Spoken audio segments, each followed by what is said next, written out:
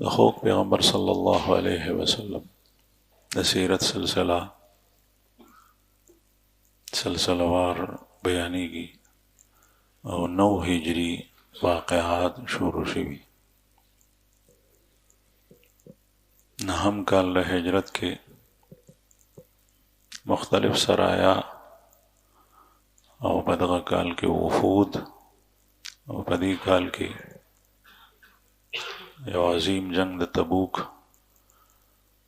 چې هغه بغیر د قتل و قتال نه په دشمن باندې الله پاک رسول الله صلی الله علیه وسلم روم او د مسلمانانو روم واچولو بغیر د قتل و قتال نه مرګ او ژوبل نه هغه ختم شو.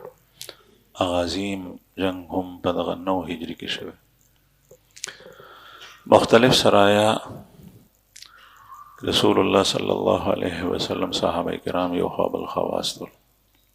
مکه چې کله فتح شوه یا په اطرافو کې چې څومره قبایل پاتې کېدل هغوی د اسلام نه مرعوب شول، ګبراهټ پرې ناست و، ځکه چې مکه په جزیرة العرب کې عظیم مرکز و او مکه کې خانه کعبه و بیت الله باغی کې دنه د هغې سره بهر په مطاف کې او د خانه کعبې سره په خوا او شاکلو کې مختلف بوتانو چې د عربو مشرکینو باغې د خپل خدایان وي او د هغې غلطه عقیده دا وه شرکیه چې د دې ځای فتح کول او دا غشتل ډېره ګرانه خبره ده. لومبی خو د هغه بوتانو سره د هغې سوچ او نظریه چې دی به پخپله دا خلک ووایي، بیا د مشرکینو سره چې د هغې تعداد او شمیر زیات و د هغې سره جنګېدل اسانه نه وه د دوی په نزد. لیکن الله جل شانه چې څه کول غواړي د هغه مخې ته او د هغې ارادو ته څوک رکاوټ نشي ودرولی. اللهم لا مانع لما اعطیت ولا معطی لما منعت ولا ينفع ذا الجد منك الجد. وہ جس کو دینا چاہے اس کو کوئی روک نہیں سکتا اور جس سے لینا چاہے تو اس کو کوئی دینے والا نہیں ہو سکتا. الله جل شانه چې څوک فاتح او غالب راوستل غواړي هغه ته څوک څه کش نشي ورکولی او چې چاته الله ماتې ورکي هغه څوک بریالی کولی نشي. رسول الله صلی الله علیه وسلم د صحابه قلیل تعداد سره په دغه مرکز باندې غلبه راغله د مسلمانانو. په اطراف عالم کې بعضې خلک په خپله اسلام کې داخلي وو، پاتې را پاتې خلک هغې سره جنګ شوی. په دې کې یو سریه کې عبدالله ابن عوسج رضی الله عنه صحابي رسول الله صلی الله علیه وسلم یو طرف ته واستولو. د هغه قبیلې نوم و عمرو ابن حارثه. خو دا سریه نه وه. نبی کریم صلی الله علیه وسلم دته یو خط ورکو چې دا کسان کم دي او دی به مسلمان شي بغیر د جنگ نه. پښتو کې متل دی چې په ګوړه مرینو زهر ته ساجت دی او جنگ اصل نه دی، د جنگ نمبر ثانوي دی. جهاد فریضه ده عظیمه په دین اسلام کې، لیکن چې کله خلق په رکاوټ کې په اسلام کې رکاوټ جوړیږي او که هغوی وایي چې موږ منو رکاوټ نه جوړیږو، د منلو طریقه خو دا ده چې مسلمانان شي او د رکاوټ نه جوړېدو طریقه دا ده چې موږ مسلمانېږو نه خو د اسلام او د مسلمانانو سره جنګېږو نه، اسلام دی خورېږي. دی ته ذمیان وایي یا ذو عهد وایي. بیا هم رسول الله صلی الله علیه وسلم پرېښي دي. نو نبی کریم صلی الله علیه وسلم عبدالله ابن عوسج رضی الله عنه ته خط ورکو، بنور ابن حارثه ته لاړ شه، ای ته ووایه چې مسلمانان شي. دا خط چې کله دی صحابي ورسولو نو هغوی د خط درناوی ونه کو او د هغې سپکاوی وکړو. او کوم کافر چې د رسول الله صلی الله علیه وسلم د خط احترام کړی دی سره د کفر، نو الله جل شانه نور مغت حکومت ورکړی دی، بقای ورکړی دی. او چې کوم کافر هم د کفر په حالت کې ولینی رسول الله صلی الله علیه وسلم د خط مبارک به حرمتی کړی دا، هغه الله پاک دنیا ته د عبرت باعث ګرځولې. دی خلکو ته چې خلک خط لاړو، دی یا خط واغشتو، نو آلته د دی کویو په عربو کې خو د اوبو قلت و، خلک به د چینې سره یو چینه به و د هغې سره به کلی آباد شو، یو کویې به و د هغې سره به کلی آباد شو. د اوبو د وجې نه به خلکو آبادۍ وي، بیا به د کلي نوم د هغې چینې د هغې کویي په نوم باندې پرېوت. په عربو کې اوس هم چې څومره اکثر نومونه دي د علاقو، هغه د چینو د کویانو په نوم دي. نو د دی یو کویه و هغې نه به یې بوقې راایستې د کور د استعمال لپاره، د څکلو لپاره، د څاروو لپاره. د عبدالله ابن عوسجه رضی الله عنه نه خط واغشتو، هغه په بوقه کې وګنډلو لاندې چې زموږ په کار راشي. تاسو وایي خط یې څنګه وګنډلو؟ نو خط د کاغذ باندې نو لیکلی شوی، په سرمن لیکلی شوی. دا زموږ دور دی چې د الله جل شانه د نعمتونو برمار دی، ویړیا نعمتونه دي پریوانه، او بیا مونږه دا وایو چې ما سره څه نشته. کاغذ نو هغه ټایم کې په سرمن باندې به لیکلی کېدل. قرآن کریم دا زما مخې ته پروت دی د کاغذ په شکل کې، دا په سرمن لیکلی شوی دی. سرمن هم دا سرمن نه، دا نن سبا چې په کارخانو کې د مختلفو مشینانو نه پوریږي او صفا سوتره او ډېره مزېدار روزي. څاروی به حلال کو، په کور کې به اوچه کنورته، دا سرمن بوه. په کاڼو باندې قرآن پاک لیکلی دی، په چپرو باندې به ځان سره کاڼي غټ غټ محفوظ کړي دي، قرآن پاک لیکلی شي. په لرګو باندې د الله کلام لیکلی دی. خطونه به استول، نو اکثره به یې چې ډېر زیات لرې به خط تلو، نو په سرمن به ولیکلی شو. کاغذ په شام کې جوړېدو، د مدینې د خلکو دومره طاقت نو چې کاغذ یې غشتی وي. دا خو بیا د جهاد برکاتو چې هغوی کوم ځای ته ورسېدل، څومره مال ورسره رالو، جړل به صحابه و چې زمونږ ملګري ورونه د دنیا نه لاړل، هغوی سره څه نو موږ ته خدای دومره مال راکړو، هسې نه چې زمونږ د غوجور موږ ته په دنیا کې میلاو شي، په آخرت کې زمونږ څه برخه نه، جړل به. نو د رسول الله صلی الله علیه وسلم دغه خط چې د سرمنې په ټوکړو دی واغشتو، بوقه کې وګنډلو، هغه ته یې وایي زه خپل کار کو، رخصت کو، او د هغې سره دا عمل وکړو. رسول الله صلی الله علیه وسلم ته اطلاع لاړه، کس لاړو عبدالله ابن عوسجه رضی الله عنه چې ورته ووایي پیغمبر علیه الصلاة وسلام خفه شو، ویې فرمیل دې خلکو په سر کې عقل نو، دی عقل نو، عقل مسخو، خط خو دې دپاره چې وښیلوله چې پکې څه دي. دا ټکې نبی کریم صلی الله علیه وسلم استعمال کو، سیرت نگارو لیکلی دی. رسول الله صلی الله علیه وسلم سیرت چې چا لیکلی دی چې د هغه علاقې خلک هغوی تر اوسه پورې داسې را روان دي چې عقل نشته، مخبوط الحواس دي، او پوهېږي نه په خپل ښه او بد باندې، او چې خبرې کوي نو خبرې داسې کوي چې د ګونګیانو په مثال باندې، په خبرو یې څوک نه پوهېږي چې دی څه وایي. هغه قبیله د هغوی سزا رسول الله صلی الله علیه وسلم د خط سره چې کوم سلوک کړی و، د هغې په بدل کې الله پاک دا ورکړ. په دغه 9 هجري کې ربیع الاخر میاشت کې رسول الله صلی الله علیه وسلم حضرت علی کرم الله وجهه په سرپرستی کې څه کسان واستول بنو طیع طرف ته. بنو طیع مشهور قبیله ده په عربو کې، د دوی معاشي حالت او معاشیات اکثر ښکار به کول، غوښه به یې خوړې د هغې.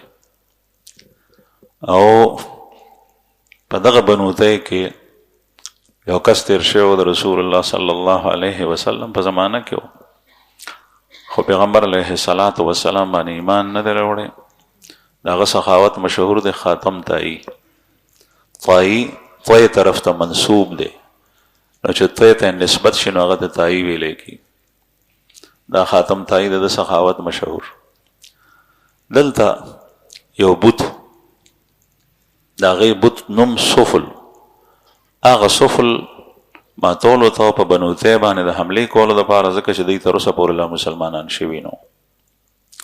رسول الله صلی الله علیه وسلم حضرت خالد ابن ولید رضی الله عنه په سرپرستی کې یو نیم سل کسان واستول، یو نیم سل 150. په هغې کې 100 اوښان او 50 اسونه، یعنی 50 کسه په اسونو باندې سواره او 100 سره اوښان. یا به داسې زمانه وه چې په بدر کې صرف 2 اسونه، او یا بیا دی وخت کې 50 کسانو کې هر یو سره اس دی او 100 کسانو کې هر یو سره اوښ دی. رسول الله صلی الله علیه وسلم حضرت علی کرم الله وجهه ته فرمایل چې لاړ شه، دا خلک چې مسلمانېږي نه په دوی باندې حمله وکړه او د دوی دا بت مات که سفل. حضرت علی رضی الله عنه لاړ، په دغه طی قبیله باندې حمله وکړه.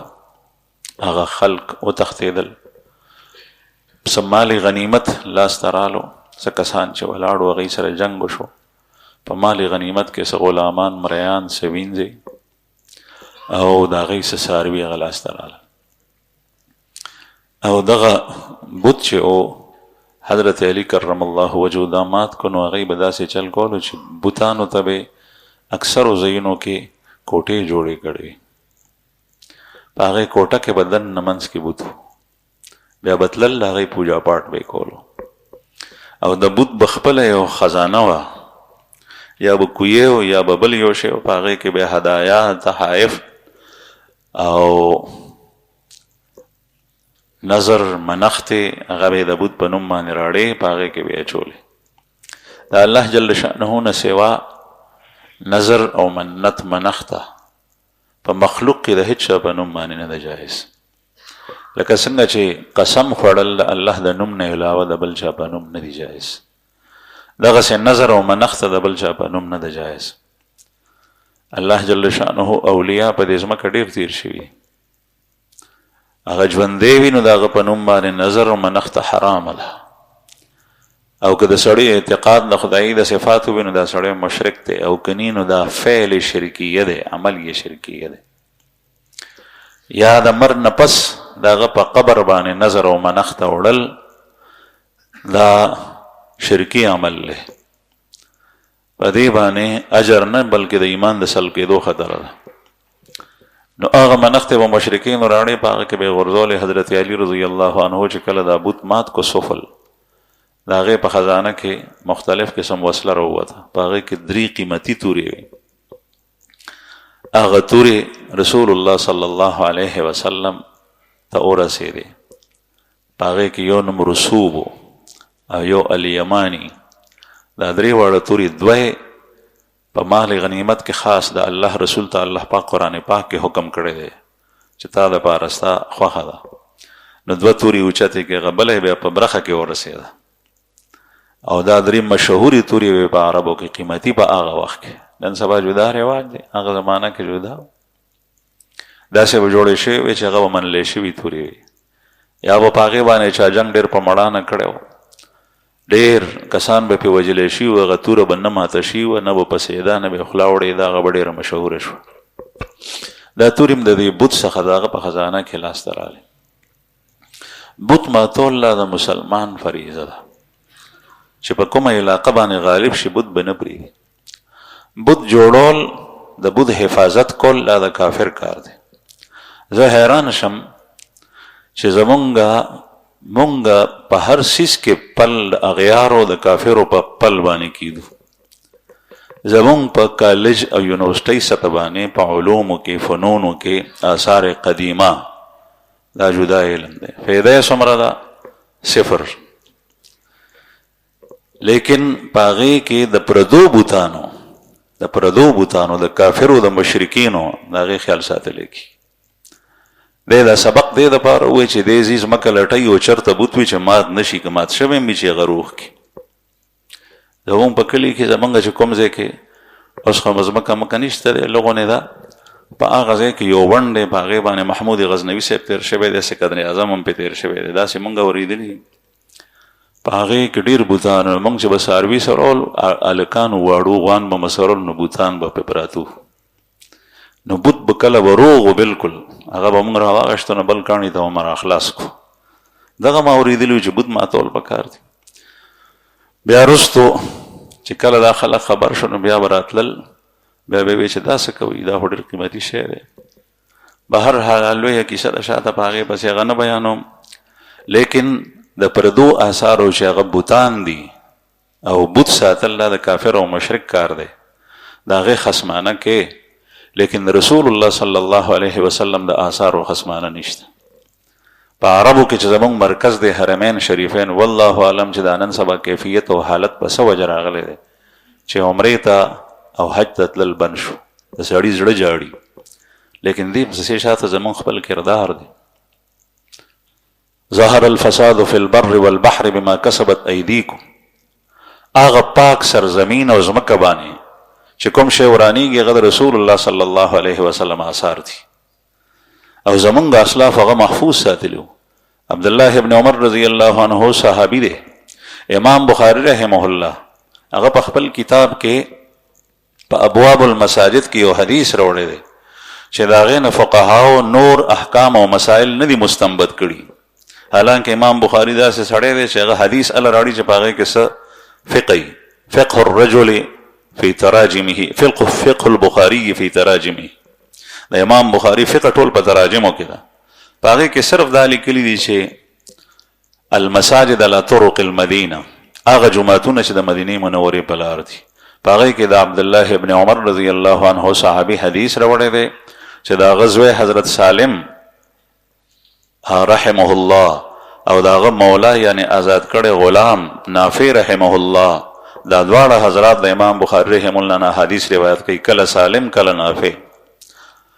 دو ځایونو کې اختلاف دی، نور ټول حدیث کې اتفاق دی. هغه اختلاف دا دی چې یو وایي دا جومات دې ځای کې دی، بل وایي دلته دی، بس نورو کې اتفاق دی چې عبدالله ابن عمر صاحب په یو موقع باندې د مدینې منورې نه شروع شو مکې مکرمې پورې 8 ورځې مزل دی، په هغې کې چې چېرته رسول الله صلی الله علیه وسلم مونځ کړی هغه ځای په نښه کړی دی، وایي چې دې ځای کې مونځ کړی دی، په دې ځای کې ناستو، دا ځای چې پرېږدی دلته نه چې ښکته شي دلته نه چې بره شي، بلکل په زاویه باندې برابر خلکو ته یې ښولي. هلته بیا زمونږ اسلاف عمر ابن عبدالعزیز رحمه الله عباسیینو په هغه ځای کې جوماتونه جوړ کړي، لیکن د هغې نښې نن سبا بلکل نشته، څوک پېژني نه. په عربو کې چا نه تپوس وکړه، په کتاب کې د هغې نښې نښه نشته، نه چا د هغې ځای نقشه جوړه کړې ده، نه نور څه شته دی. او چې نقشه جوړېږي نو د بوتانو جوړېږي چې دې ځای کې فلانکي مندر تېر شوی دی، دې ځای کې به وي بوتان. د رسول الله صلی الله علیه وسلم د آثارو نه هغه ټول وران شوي. په هغې کې صرف او صرف یو جومات دی، ذوالحلیفه مسجد میقات، یو جومات. په هغې جوماتونو کې 8 مساجد ذکر کړي دي، یو هغه دی هلته هم باقاعده هغه ځای نه دی معلوم چې کوم ځای رسول الله صلی الله علیه وسلم مونځ کړی و، لیکن په هغه ځای کې غټ جومات جوړ شوی دی لوی، چې څوک تللی دي مدینې منورې ته او هلته نه واپسۍ کې مکې ته راځي نو د هغه ځای نه احرام تړلی کېږي. مسجد ذوالحلیفه یا مسجد میقات د دې علاقې نوم دی ابیار علی. دې جومات کې چرته هغه ځای شته چې کوم ځای رسول الله صلی الله علیه وسلم احرام تړلو. دغه یو باقي دی، په هغې کې متعینه نښه نه ده، نور نه. دا ولې؟ دا د خپل خوږ پیغمبر صلی الله علیه وسلم د آثارو سره د عدم محبت دلیل دی. او ما په مدینه منوره کې په دې خپل سترګو هغه مقبرم وکته چې په هغې کې د مشرکینو د زمانې قبرونه دي او خپلې لوڼې ژوندۍ په هغې کې ښخولې. او هلته کې د قبر نښه لکه داسې نه د زمونږ په علاقه چې وي چې دا اوږد اوږد قبر دی، نه، غونډ کاڼي پراته دي. دا قبر و دلته ډوغل کنستی او دلته کې لوړ ښخه کړي، دا بل قبر او دا بل قبر. هغه مقبره باندې سړکونه داسې تیر شوي دي لکه د جال په شکل کې، داسې هم تللي دي داسې هم تللي دي، لیکن هغه مقبره محفوظ ساتلو دپاره یې په هغې د پاسه پولونه تیر کړي دي خو هغه یې نه ده ورانه کړي، ځکه چې غیر چاپېر پې کافرو اعتراض کړی دی چې دا زمونږ د نیکیانو او د پلارانو نښې دي، دا مه ورانوئ.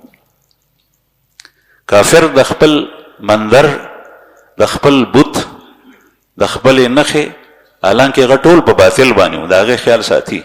او دا مسلمان چې کوم دی نو د هغه نجس څیزونه ویندي او صفا کوي او پاکوي. او چې نه ساتي خیال نو د خپل پیغمبر او د خپلو صحابو د خپلو اسلافو د خپلو مشرانو خیال نه ساتي. که په دې کې دا حصه هم ټیک ده، لیکن زه وایم چې د بوتانو هغه حصه هغه په دې کې دې ته څه ضرورت دی، هغه خو هغه کوي د هغې خیال.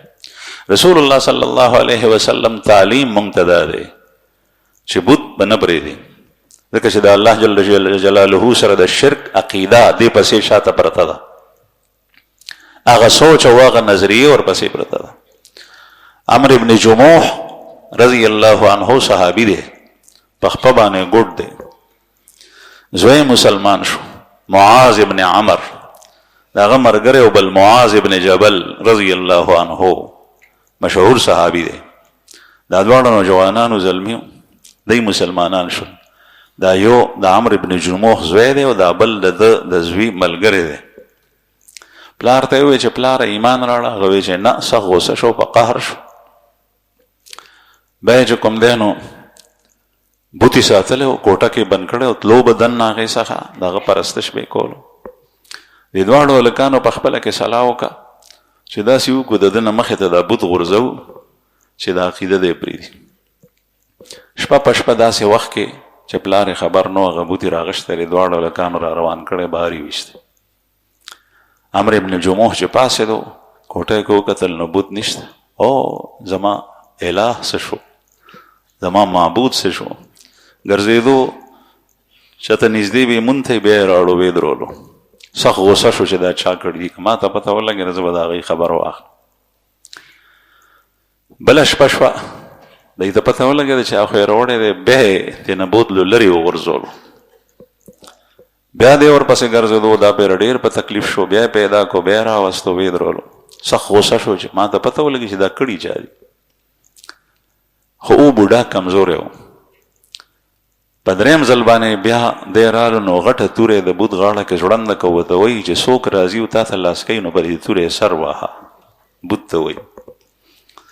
نو بوت خو بوت دی. هغه هلکان بیا راغلي دي سره د هغې تورې، هغه بوت یې غشتی دی او دغه ځای کې چېرته خوا او شا کې یو ډوغل وکړو، د خلکو قاذورات، د کورونو خزله او پس خورده، بول و براز، دا و پکې ټاټکي خلکو اړول. دا بوت یې راوړی دی نو الټه سر یې لاندې خپې پې بره کړي، توره یې په غاړه کې ده او په هغې ګن کې غورځولی دی. نو خو د انسانانو بول و براز و، نو دی پکې داسې نښتی دی چې سر یې لاندې دی، خپې پې بره دي. عمرو ابن جموح غیر چاپېر لټولو چې رالو ویې کتو، چته یې پیدا نه کړو. دلته کوی ته چې رالو چې ویې کتل نو بوت یې په هغې کې پروت دی او نیم پکې پټ دی په هغې ګن کې او خپې ښکاري. نو په هغه کوی په ځای ودرېدو، وایي که تا کې څه قرب وی نو تا به د دې خلکو خبر غشتی او توره مې هم در کړي دی، بیا دې م ورته څه ونه وي. دې نه معلومه شو چې تا کې هېڅ کمال نشته او لعنت دې وي په تا باندې، او دا دومره موده چې ما ستا عبادت کړی دی، بس دی زه توبه وباسم. مسلمان شو. نو عرض مې دا کولو چې رسول الله صلی الله علیه وسلم چې چرته بوتان قتل کوم ځای کې تر اوسه پورې خو کفر و شرک، اوس اسلام رالو، هغه ټول بوتان یې ختم کړل. په مکه مکرمه کې خانه کعبې سره ګیر چاپېر د هغې تذکرې شوی 300 شپېته بوتان رسول الله صلی الله علیه وسلم غورځول. بس دی اوس د دې ضرورت پاتې نه شو. نو مسلمان بت پرست نی، د بت خیال نه ساتي. ټیک ته بت ته سجدې نه لګې، لیکن د بت حفاظت کول، د بت خیال ساتل، دا خو د بت منجوري ده چې ته د بت نه غیر چاپېر تاویږي. نو نبی کریم صلی الله علیه وسلم حضرت خالد ابن ولید رضی الله عنه واستو، سفل بت نمو د طی قبیله، حضرت علی رضی الله عنه بت مات کو او د هغې نه مال غنیمت لاسته رالو، وسله ورسره پرته وه.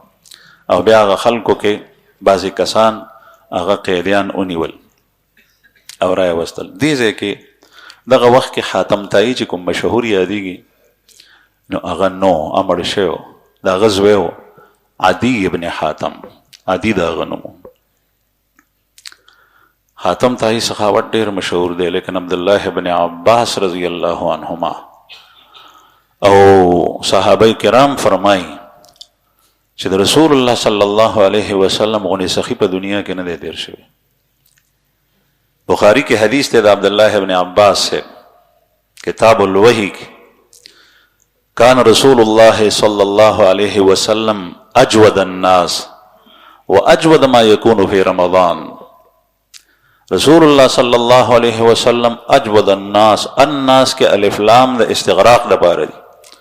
په ټولو خلکو کې په خلکو کې مسلمانانو او کافر ټول راځي، په ټولو خلکو کې زیات سخی او اجود صيغه د اسم تفضیل لا زیات جود والا. د خاتم تای سخاوت دا او جسب وسرو غبه ورکل. د رسول الله صلی الله علیه وسلم سخاوت دا او جسب وسرنو غبه ورکول. چا به وته چراکا نو چې وسره بنو تاسو راشتا او ما ته قرض راکې او در کوم. خیر دې که دغه هغه بوته قرض نه در کوم غاڼه راته څه شی راکه نو بل شی به وسره غاڼه کو پزان به قرض را واغشتو دې سړی ته به ورکو. خاتم تای سره چې بسو غبه ورکو. خاتم تای به هغه شی ورکول چې کوم به دغه د ضرورت نه سیوا او رسول الله صلی الله علیه وسلم هغه شی ورکړي چې په خپل بوته صح محتاج وو. یو روټي د 100 کروڑ روپو نه زیاته قیمتي ده چې کله انسان د لوګي نمرې دغه څه دا وکنه ده. یو سړی 10 کروڑ روپۍ چاته ورکی او یو سړی د سخت لوګي مخمسه په حالت کې روټۍ چاته ورکی. دا زیات غټ سخاوت ده. د رسول الله صلی الله علیه وسلم کیسه خو بیا دا پیغمبر علیه السلام صحابه داسي کړی دي. عبد الله ابن عمر سے بیماری کې پروت سخت تقاضای مې ته جوړ شو، مې ته چې مې وخورم، سخت بیمار دی. مې چرته ډېر لري نه راوړې شو. هغه زمانه کې داسې اهتمام نو لکه نن سبا چې څنګه دی. مې پوه شو عبد الله ابن عمر سے مخ ته کې هو شدید تقاضا، بیمار دی، بل څه ته ځړنه کیږي. مې بوس خوري. فقیر आवाज کو په ګوسه کې چې خدای مو بخا خیر راړي. عبد الله ابن عمر سے دا مې اوچت کې دی فقیر ته ورکی. وته وی چې سه مونږ ډېر پګران راوړې دی. وی ټیک ته پګران راوړې خو فقیر دغه څه تشرانه چې مې ټول اوچت کو فقیر ته ورکی. دا عبد الله ابن عمر صاحب صحابي د چا نه غشتي او د الله د رسول نه د انور مونږ ترانا را کوي د زمون غزمه کې روخانه کړي د انور کې خپل بسمر رڼای د کوم د اخلاق او اثر چې په ملګرو باندې دومره حد پورې شوی دغه د اخلاق او بس دغه حد وي.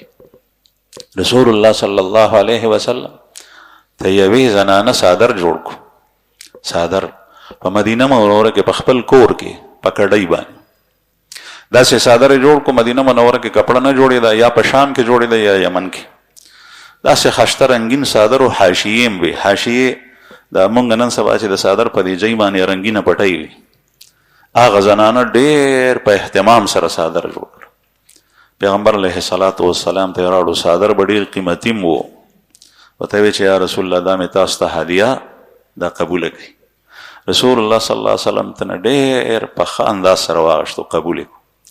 مبارک کور تلاړو صادر بدل کو هغه واچولو په سر کو هلان دې د پاره هزار په زیبان. صحابه کرام وی ډېر خاصه وسره ښکارې. دا الله رسول ته الله پاک حسنم ورکړو، جمال ورکړو. بیا چې څومره سره خاصه یې هغه بیا کپڑا خواچي نو هغه بیا حسن بیان نه بهر شي. دغه وخت کې یو صحابي مخامخ رالو نو صحابه دې صادر ته قتل غوي چې یا رسول الله دا صادر ما ته راکړي. رسول الله صلی الله علیه وسلم ته فرمایي چې اوس خو ما چولې ده زه کور ته زم بدلو مې نه بیا ته راړم. نو کور ته لاړو صادر بدل کو بیا زوړ صادر واچولو دغه نوې ټپ کړي دغه سراړو صحابي ته ورکو. نور صحابه هغه ته سخت په قهر شو.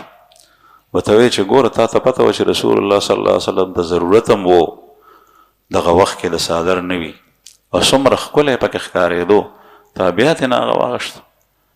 هغه ته وویل چې هر چا سره څه نه څه نښه وه ما سره د الله د رسول نښه نه وه زه به دا په کفن کې استعمالوم.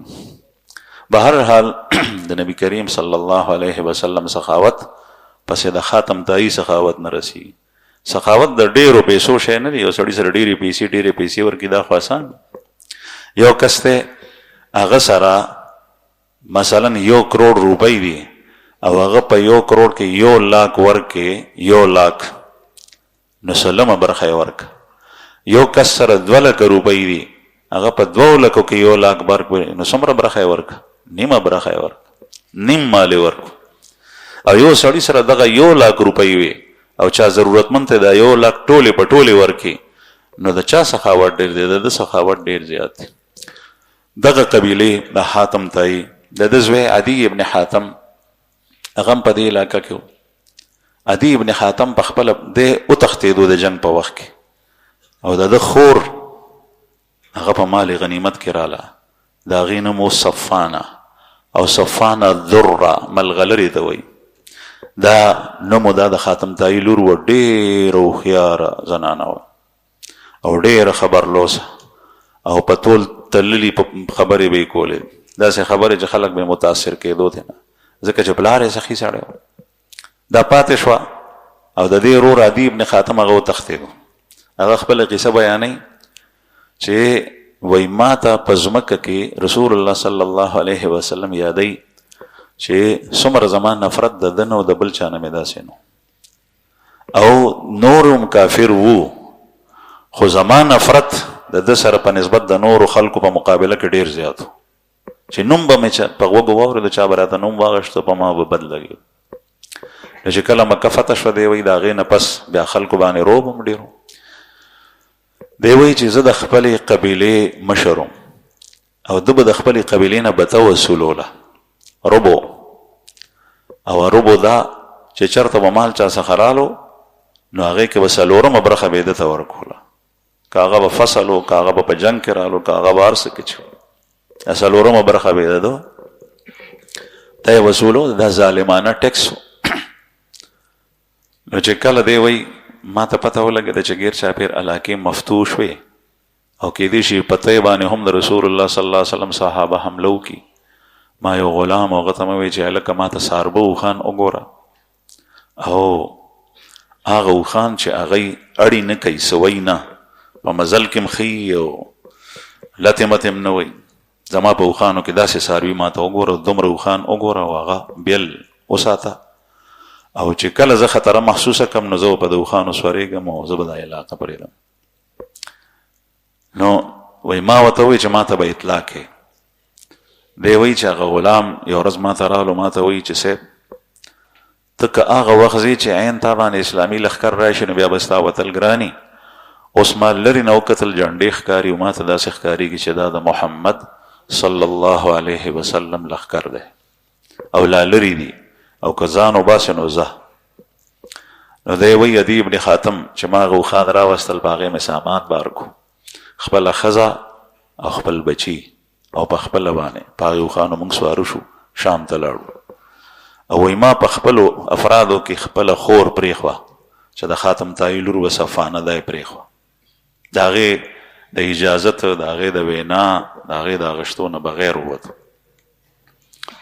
دی لاړو شام ته دی په شام کې او دی چونکې مذهب د نصراني اختیار کړی و عیسایي شوی و نو هلته خپلو ملګرو سره لاړو هلته کې عیسایي مذهب هلته پاتې کېدو باقي واقع د خور د چې کله خالد ابن ولید رضی الله عنه دلته نه قیدیان ونیول پاتې کې دغه د صفانم وه مدینه منورې ته دا قیدیان لاړل مال غنیمت هم لاړو نو رسول الله صلی الله علیه وسلم یو شپول او په هغې شپول کې دا قیدیان ایثار کوي وي جماعت سره نږدې مسجد نبوي سره رسول الله صلی الله علیه وسلم د کور نه تېرېدو د هغې شپول خوا کې نو دغه صفانه د خاتم تایي لور هم په هغې کې ودا پاسې ده د دې قد قاټم دنګو مضبوطه ښځه وه هوښیاره وه ډېره زیاته دا رسول الله صلی الله علیه وسلم ته وایي چې په موږ باندې ورحمېږه زما پلار هغه به قیدي خلاصولو اوږې به یې مړولو بربند به یې پټولو مېلمه به یې وزرولو او مظلوم به یې خلاصولو سلام به یې اچولو او د ګاونډي به یې خیال ساتلو دا به یې کول دا به یې کول ټول ښه صفات یې ذکر کړل د هغه نوم خاتم او زه د هغه لور رسول الله صلی الله علیه وسلم چې دا صفات واورېدل وې دا خو د مسلمانانو صفات دي دا خو د مسلمانانو صفات دي او بیا دې صفانې ته ووایي چې بیا هغې ورته ووایي چې وهلک الوالد وغاب الوافد. مقفع مسجع عبارت د دې کتابونو کې رانقل شوی دی، سړی غي الفاظو ته حیران شي. هلک الوالد وغاب الوافد، زما پلار وفات شوی دی او زما خصمانه کوونکې تپوس کوونکې خرچه اوچتوونکې کس هغه غیب شوی تښتېدلی دی. رسول الله صلی الله علیه وسلم ورته وفرمایل چې من الوافد، ستا د وافد څوک دی؟ دا چې تی پریښي. وی دا زما رور دی عادي، هغه تللی دی شام ته او زه یې دغسې پریښي یم، په ما باندې رحم وکړه، زه د خاتم تایي لور یم. رسول الله صلی الله علیه وسلم د دې د پلار د سخاوت د وجې نه او د دې صفاتو د وجې نه وفرمایل. بعضې روایتو کې راځي چې په درېیم ورځ په درېیم ورځ دغسې خبرې وشوې. رسول الله صلی الله علیه وسلم شاته حضرت علی صاحب و، چا چې په دې علاقه حمله کړې وه، هغه په درېیم ورځ دې ته ووایي چې په اشارو کې چې بیا ورته خبرې وکړه نبي کریم صلی الله علیه وسلم ته. نو ما وی چې دا څومره ښه سړی و چې د ما ته بیا وایي دا څوک و چې تپوس مې وکړو، نو هغه علي رضی الله عنه. چې ما ووی نو رسول الله صلی الله علیه وسلم ورحمېدو او ما ته ووی چې او ټیک ته ستا هغه وافد څوک دی؟ رور دی هغه چې هغه تښتېدلی دی. ما ورته ویل چې او وی ښه ته یو 2 ورځې صبر وکړه چې کله ستا د علاقې نه قافله راشي او په هغې کې ستا څوک اعتمادي کس وي، زه به تا هغه سره حواله کوم، داسې کس سره نه چې بې اعتماد. وی یو څو ورځې پس قافله راغله، په هغې کې زما اعتمادي کس و، دا په خپله بیان کوي. ما ورته ویل چې یا رسول الله ما دا قافله راغلی ده او په هغې کې زما فلانکی شخص ته دی، په هغه باندې مې اعتماد دی، اعتبار دی پوره، هغه به ما ضایع کوي نه، ما به خپل علاقې ته بوځي. رسول الله صلی الله علیه وسلم دې ته جوړې جامې هم ورکړي، سورلیم ورته ورکړه، زاد راه هم ورکړو. صحابو ته یې وفرمایل چې د دې پلار سخي سړی و، دا دغسې ډېره درناوي سره رخصت کړي. دې چې دا هر څه ولیدل نو دا هلته کې مسلمانه شو، اسلام قبول کو او بیا دغسې په دې حالت کې رخصت. دې نه معلومه شو چې د یو بد سړي د خراب سړي ښه صفت د هغې اعتراف کول پکار دي. کله کله مونږ د چا سره په حسد کې راشو، په دشمنۍ کې، بس بیا لکه دا څنګه چې زمیندار په قلبې پسې ماله تړلي و، هر یو لوټه اوارئ نو هغه هر څه یې ورکړو، ده کې هېڅ قسم ښه نشته دی. فلانکې ډینګړې دی، که ډېر ښه صفات وي پکې هغه ټول نظر انداز کړو. نه، پکار دا ده چې په چا کې ښه صفات یې هغه د هغې ته اعتراف وکړي، او چې بد صفات یې هغه نه مني. پلار یې کافر تیر شوی مشرک، لیکن چې کوم ښه صفات رسول الله صلی الله علیه وسلم ذکر کوي دا ښه صفات دي. یو کس دی هغه سخي دی، هغه میلمه دوست دی، په هغه کې رحم دی، هغه فقراو ته ورکوي، په هغه کې صداقت دی، رښتیا وینا کوي.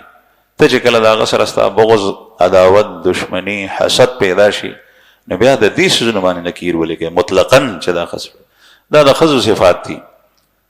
کومه زنانه چې د خاوند نه په یو خبره باندې خفه شوه، ټول عمر ورسره خاوند ښه کړي، د الله رسول وایي چې یو ځل یې وایي هغه خبره د هغې ونه منله، نو وایي چې تا خو ما سره اړوخه کړي نه دي ټول عمر. هغه هر څه سینې اوسي. په سړو کې که دا صفت وي دا د زنانو او د ښځو صفت دی. نه، د سړو خوی دا دی چې یو سړي کې ښه وي، هغه ښه په خپل ځای باقي ساتي. دا د الله د رسول صلی الله علیه وسلم تعلیمات دي. او بیا د هغې خیال یې دومره وساتلو چې هغه مسلمان نو، لیکن د هغې لور سره یې دا خوږ دې اسلام رستو راوړی دی او هدایا او تحائف رسول الله صلی الله علیه وسلم اول ورکړي دي د هغې صفاتو په بنیاد باندې. الله جل شانه هم د ښه سړي د ښو صفاتو خیال ساتلی دی. قرآن کریم کې تاسو وګورئ د موسی علیه السلام او د خضر علیه السلام په واقعه کې چې دیوال باندې تیرېدل، موسی علیه السلام او خضر علیه السلام دیوال پرېوتو والو، نو خضر علیه السلام هغه دیوال نیغ کو. څنګه یې نیغ کو؟ پوره طریقه الله جل شانه ته پته ده کیفیت. یا یې په لاس باندې اړم ورکو نیغې کو، یا یو خیلو. او دا ولې؟ ځکه چې په دې دیوال په یو رده کې د دې کور مالک صاحب الجدار خپلو بچو ته چې هغې انتهایي واړه ماشومانو خزانه یې پکې ایښې وه، د هغه زمانې کرنسي، پیسې، روپۍ چې دا دی لوی شي دی په کار راشي. نو که چېرې دا دیوال پرېوتی وی چې څوک لاروی په دې روان وی هغه پیسې څرګندې شوې نو هغه به هغې غوښتې وي. نو د الله رسول دا ماشومان دي، ماشومان خپل عمل نی الله جل جلاله د هغې سړي د صلوح د هغه د نیکوالي د وجې نه د هغه د بچو دومره خیال ساتي چې هغه دیوال خضر علیه السلام او پیغمبر موسی علیه السلام سموي چې ماشومانو ته د خپله سرمایه ورسېږي. الله جل شانه د ښه صفاتو د چا د نیکۍ دومره خیال ساتي چې هغه بچو ته د هغې خیر رسي.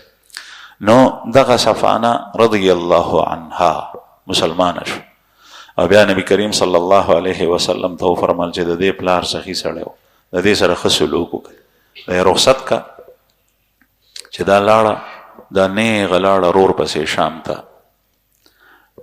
ته لاړه رور پسې رور څخه چې ورسېده نو رور یې وایي عدي ابن خاتم بیان کوي چې زه په کور کې ناستم بچو سره ښځې سره مشغول وم په دې کې یو زنانه رادننه شوه.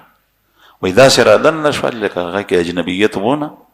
ما وایي چې داسې خو داسې ښکارېږي چې زمونږ د کور زنانې چې هغه نږدې راغله نو هغه مې خور وه ځکه چې چېرته تی قبیله د جزیرة العرب او چېرته شام ورته راتله هغه مې خور وه.